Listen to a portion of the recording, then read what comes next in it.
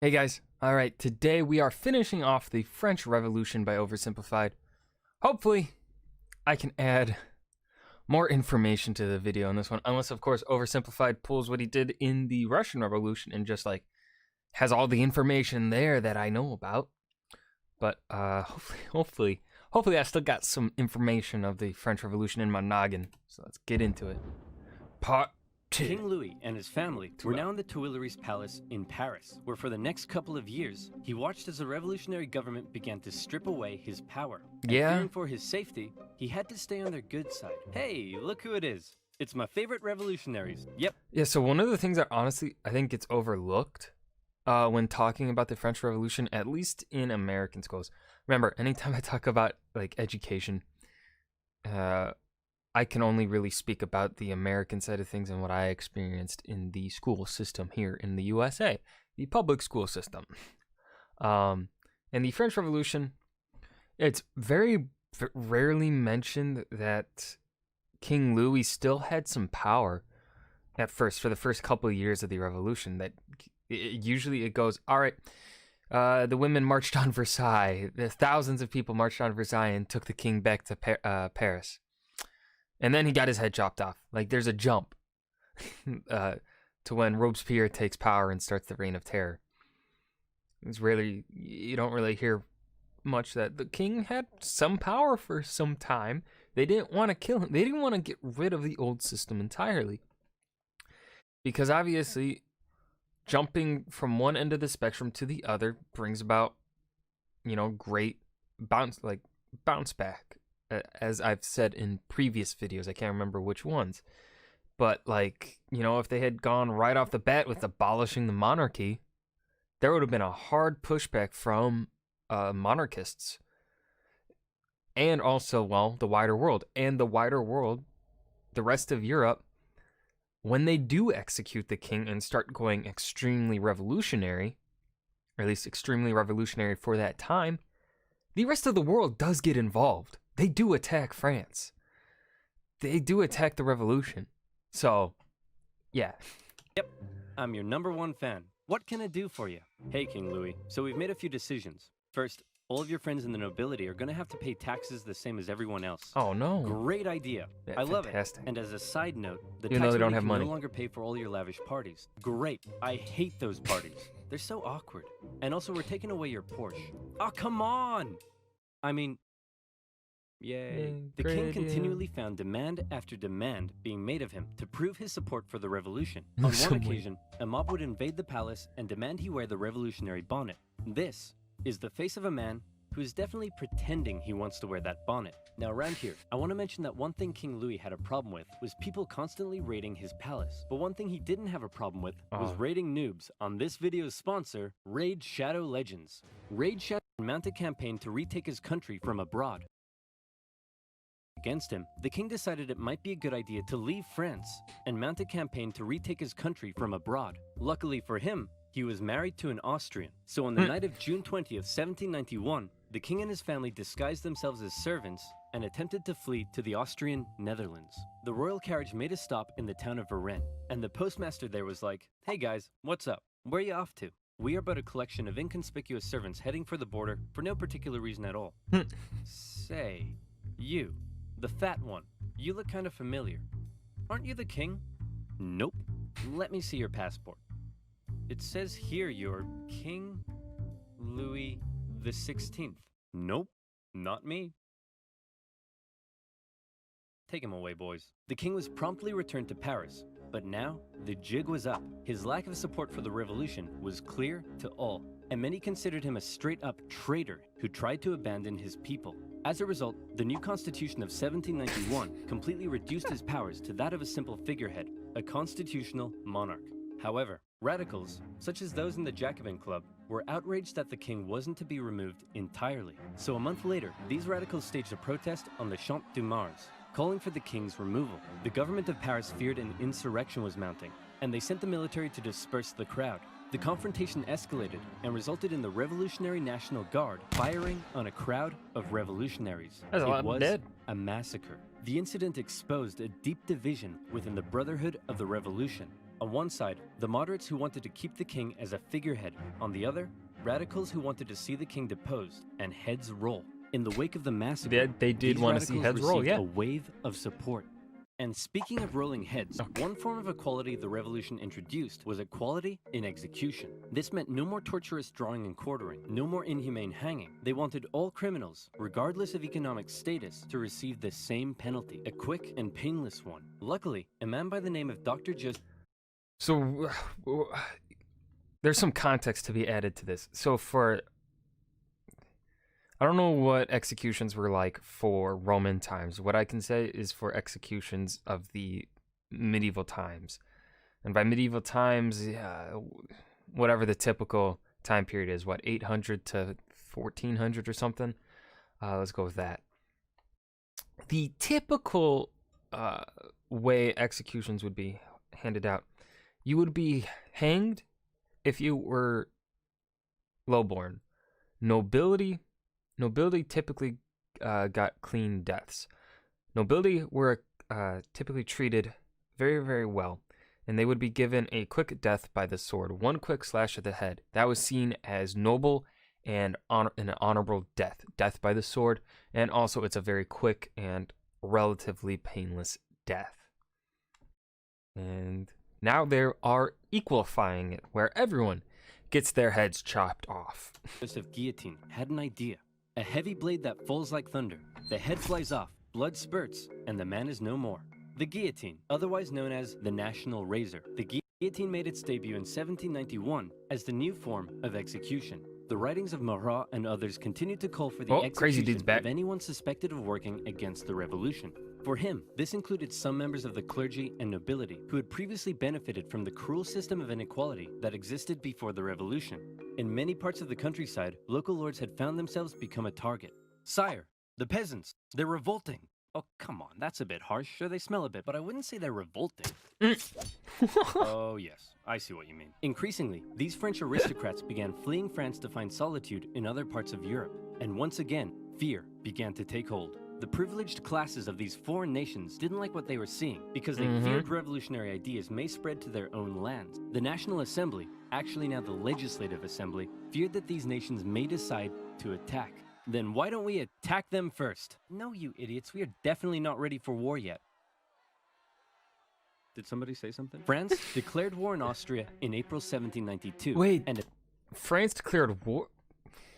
Immediately got pummeled. It also didn't help that Austria's ally, Prussia, joined in the fighting. The Prussian Duke of Brunswick posted a letter warning the revolutionaries that if anything happened to the king, he would burn Paris to the ground. The Duke's letter proved to be a massive success in inspiring the people of Paris to do the exact opposite of what he intended. They were enraged by the threat, and on the 10th of August 1792, the tension in the city exploded, and a mob stormed the king's palace. Fighting broke out between the revolutionaries and the king's Swiss guard, with casualties in the hundreds. King Louis fled and took refuge in the chamber of the Legislative Assembly, where Robespierre and his radical Jacobins were gaining ever more power. Given the developing situation, the chamber decided to hold a vote, and in what some considered to be a second revolution, it was decided to suspend the monarchy entirely. King Louis XVI was now just plain old Louis, and he was sent to a prison cell where an eye could be kept on him. A month later, the newly established National Convention officially declared the French Republic, and society underwent a massive change. Enlightened ideas of democracy and equality were being implemented, but very quickly, these ideas seemed to become secondary to fear, paranoia, and a thirst for blood. The new republic began working to violently remove any semblance of the old royalist regime. The church became a prime target. Priests who refused to take an oath to the revolution were deported or arrested. A new state-sponsored atheistic religion named the Cult of Reason was created as a replacement for the Catholic Church. Notre Dame, along with many other churches, had their religious treasures destroyed and were converted to temples of reason. Even the Christian calendar didn't survive, as a brand new revolutionary calendar was soon introduced. Hey honey, I'm home. Yeah, whatever, jerk. Whoa, what's wrong with you? You forgot. Forgot what? Everything. This entire year. My birthday was on the 3rd of Germinal, our anniversary was the 12th of Thermidor, and you promised that in Frimaire, we'd go on a romantic weekend trip to Venice. No, I said we'd do that in December. December hasn't been a thing for years. The government of Paris, What the now fuck? under the control of the radical sans-culottes, began rounding up suspected enemies of the revolution and sending them to prison in the thousands. Naturally, a large number of those arrested were members of the clergy and aristocracy.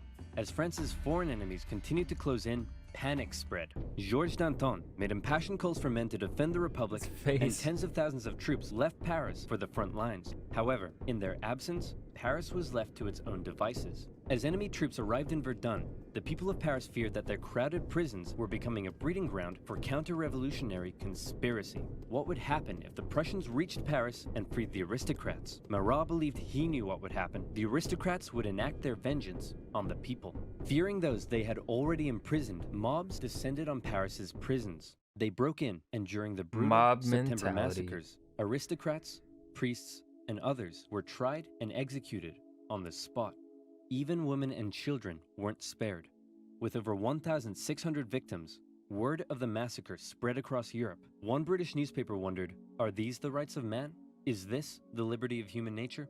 But there was still one man in particular that Robespierre and his radicals really wanted to see executed. Austria and Prussia pledged that after they defeated France, they'd return King Louis to the throne. Well, checkmate Austria and Prussia, because you can't return a man to the throne if he's already dead. Citizen Louis XVI was put on trial for treason. Obviously, he was found guilty, but his punishment was less certain. Many moderates wanted to simply deport him, but Robespierre insisted the revolution could only live if the king was dead. A vote was held, and by just one vote, Louis was sentenced to the guillotine. Was it really one mind, vote? I'd Damn. like to say a few words first. Gentlemen, I am innocent of everything of which I am accused. Wait, you're too loud. They can't hear me. Hang on, I haven't finished yet. Wait, dude. Yeah, cool. Uncool.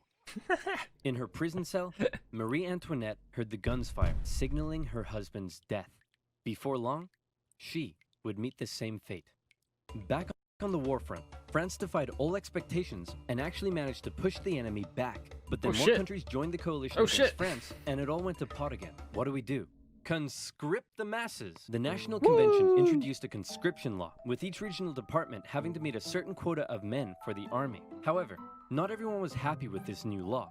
You see, while Paris was definitely a hotbed for radical revolutionary fervor, some of the regions outside of Paris weren't quite so keen on the revolution. Some were largely still conservative, still supported the church, and just didn't suffer from that much inequality before the revolution. So as the revolution turned increasingly violent and anti-Christian, many were outraged. Now, they were being conscripted to fight for the new republic they hated. That was the last straw. Counter-revolutionary uprisings erupted in a number of regions across France. Some would last for years, such as in the northwest, where a large-scale uprising was led by the Owls. Why were they called the Owls? Because their leader was named Jean Owl. Why was he called Jean Owl? Possibly because he could do a really good impression of an owl. Really? Nice. That's what we're going with? Owls? Just because this guy can do an impression of one? Hit him with it, Jean. Hoot, hoot. Yeah, okay, that's pretty good. The Chouannerie uprising lasted all the way until 1800. In the summer of 1793, the southern city of Toulon invited the British Navy over for some tea and crumpets. And then they asked if they'd possibly like to stay and occupy the city. Being an important naval base, this was a heavy blow to the Republic, who sent a relatively unknown young captain by the name of Napoleon Bonaparte to help stage the siege of the city. Manland. Toulon was recaptured by France in the winter, and for his service, Napoleon was promoted to the rank of Brigadier General. The most infamous counter-revolution, however, occurred in the Vendée region. Throughout 1793, revolutionary forces clashed with the region's Catholic and Royal Army. The Republic defeated the counter-revolution through cruel pacification. In particular, General Jean-Baptiste Carrier committed brutal atrocities. In one instance, he had thousands of civilians, priests, women, and children tied to ships, which were then sunk. Holy shit. Carrier would later be found guilty of war crimes and executed. That's fucked up. Back in Paris, the government was still dominated by moderates. With the war going badly, revolts in the provinces, and the economy getting worse, it seemed the government just wasn't doing a very good job. Radicals' fear for the safety of the revolution intensified, and Marat even began calling for the moderates in the government to be executed. In return, the moderates called for the arrest of Marat. This led to a chain of events with the two sides in heated conflict. Robespierre declared the Jacobins to be an insurrection and called on the people to arm themselves. It all ended on the 31st of May 1793 with the National Convention surrounded by radical sans-culottes and 29 moderate Girondin politicians arrested. From this moment on, the moderates ceased to be a political force. Robespierre and his radicals would be in almost total control of the government. And this brings us to the story of a woman named Charlotte Corday. Charlotte lived in the northwest city of Caen, and like many in the area, was horrified at the rapid radicalization and increasing violence of the revolution. And the man she blamed more than anyone was Jean-Paul Marat. She wanted to bring peace back to France, and so she did something drastic. She traveled to Paris and told Marat she had a list of enemies for him to publish in his paper. Marat eagerly invited her in for a meeting. So where's that list of enemies you promised me? Here it is. Wait a minute. This isn't a list of enemies. It just says, yippee-ki-yay, mother... And just like that, Marat was no more. Charlotte was quickly arrested and sent to the guillotine. Her dream of restoring peace, however, died with her. Marat became a martyr. In temples of reason, symbols of the dead Marat became the new crucifix. In death, he became an even more powerful inspiration for the extreme levels of violence that were about to rip throughout the new republic. And that's right, here comes the Reign of Terror. If you thought this revolution already sounds pretty violent, well, you ain't seen nothing yet, son. The radicals were now in control, and they believed not only was France surrounded by foreign enemies, but that within the masses, there were also plenty of internal ones too. Individuals not loyal to the revolution, conspiring to bring about its downfall. Robespierre and the rest of the radical faction were having none of it. A new committee of public safety was established with 12 members. Its purpose was to protect the new French Republic from its enemies, and it basically became a 12-man dictatorship with Robespierre as its leading voice. The Revolutionary Tribunal was also reinstated, a special court created to streamline the process of trying suspected enemies and handing out their death sentences. With these two new institutions, Robespierre wanted to scare France's enemies straight. In September 1793, it was announced that terror would be the order of the day. In other words, fear had become official government policy. And from then onwards, we enter into the period known as the Reign of Terror. Spies and secret police were everywhere and watched the people closely. France's public had to be extremely careful what they said and how they behaved. Obviously, criticizing this new system, or the government, would quickly have you sent off to the guillotine. But that's not all. Even the most minor offense could have you tried before the Revolutionary Tribunal. Hello, Citizen Martin. Hello, Monsieur Dubois.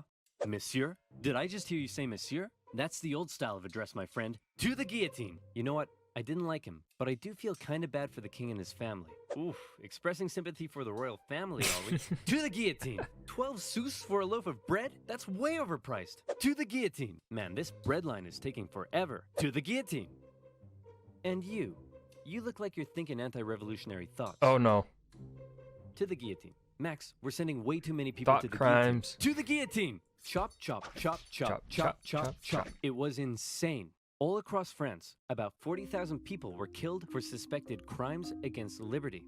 Let's say your neighbor won't stop mowing the lawn at 7 in the morning. Well, then all you gotta do is tell the government they've been talking smack about the revolution. And there's a good chance they'll end up in front of the Revolutionary Tribunal. Maybe they'll even be executed, taking a metaphorical load off your shoulders and a literal one off theirs. The most prominent victim of the Reign of Terror was a certain Marie Antoinette, who was finally tried and found guilty of treason in 1793. She expected she'd be brought to the guillotine in a royal carriage. Yeah, it's an fit for a AT-AT. queen. All the Republic I know could my provide Star for Wars. her, however, was a wooden tumbril.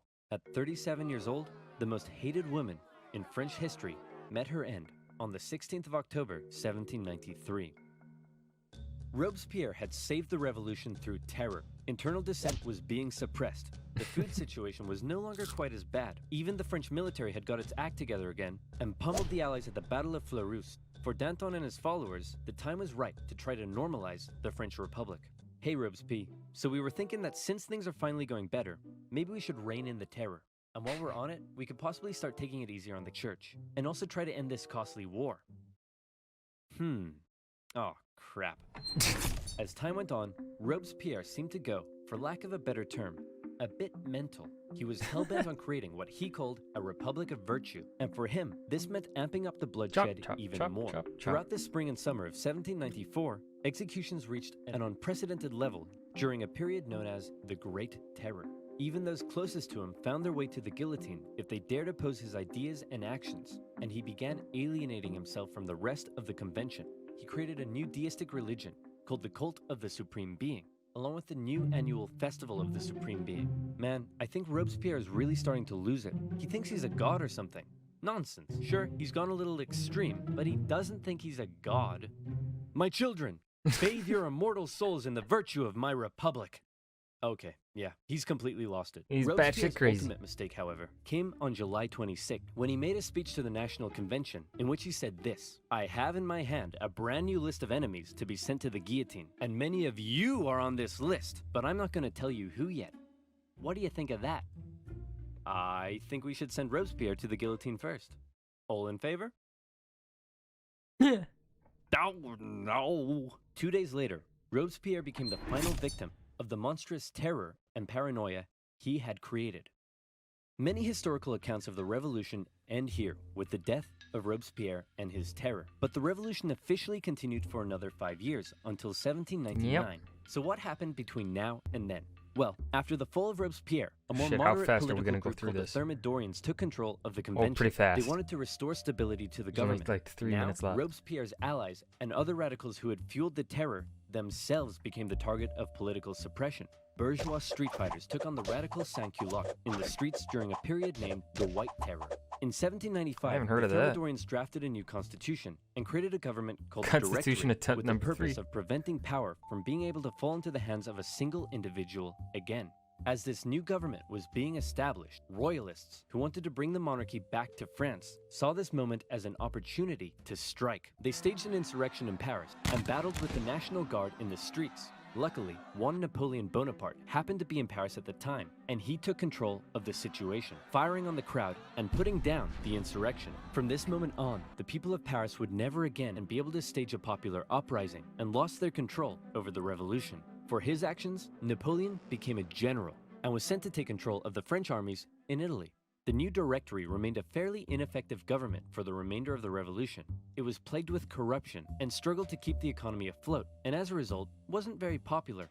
For the people of France, with the strict social customs of both royalist France and the terror gone, they didn't really know what to do with themselves. Men no longer removed their hats when talking to women. Different classes began intermingling, and a publication began circulating that looked a lot like a modern dating app. It was social anarchy. Outside of France, the war continued. In 1795, France took the Netherlands, where they set up a puppet state. Then they negotiated both Prussia and Spain out of the war. The British attempted to land French royalists in the west to reinforce rebellion, but that plan failed. In 1796, the French planned a three-pronged attack with the aim of marching on Vienna and knocking Austria out of the war. The two northern armies were defeated and forced to retreat. However, Napoleon in the south, with groundbreaking military strategy, won battle after battle after battle. He pushed the Austrians out of Italy and began closing in on Vienna. The Austrians freaked out, and Napoleon oversaw the signing of a peace treaty. He had almost single-handedly knocked Austria out of the war, and by the way, he was only 28, so maybe it's about time you moved out of your mom's basement.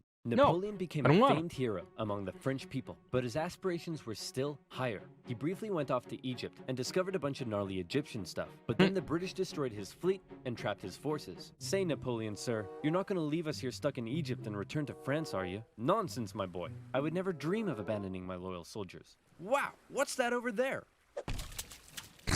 On his return to Paris, Napoleon found himself to be extremely popular, and the government extremely unpopular, and he started getting some power-hungry ideas. Conveniently, a politician named Emmanuel Joseph Sieyès approached Napoleon and said, "Hey man, since you're so popular, do you want to help me stage a coup?" "Great idea. Let's stage a coup, and then I'll coup you." What? Napoleon, with the help of his politician brother, entered the government chamber, possibly got punched in the face, and finally his troops intimidated the council to dissolve the government and create a new constitution that basically made Napoleon a dictator. So there you have it, the French Revolution, born with the great promise of liberty and equality. The common people dared challenge an oppressive system that had existed for centuries. But before they knew it, they found liberty sidelined by terror, equality that possibly didn't quite hit the mark, and an absolute monarchy replaced by an absolute dictator.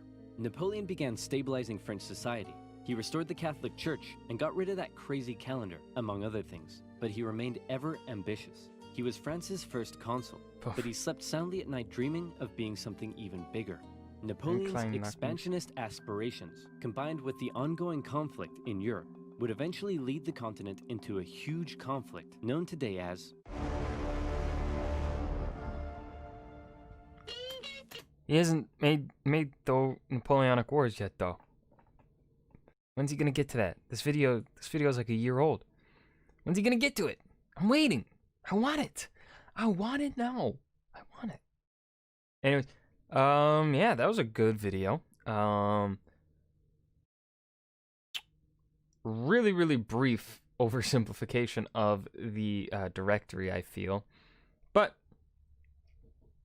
he went pretty in depth on Robespierre, which I was kind of not expecting. But I think Robespierre is the Reign of Terror is something that definitely needs to be talked about, or should be discussed in pretty good detail when talking about the French Revolution, as it sets up many of the things that will pave the way for Napoleon. Words.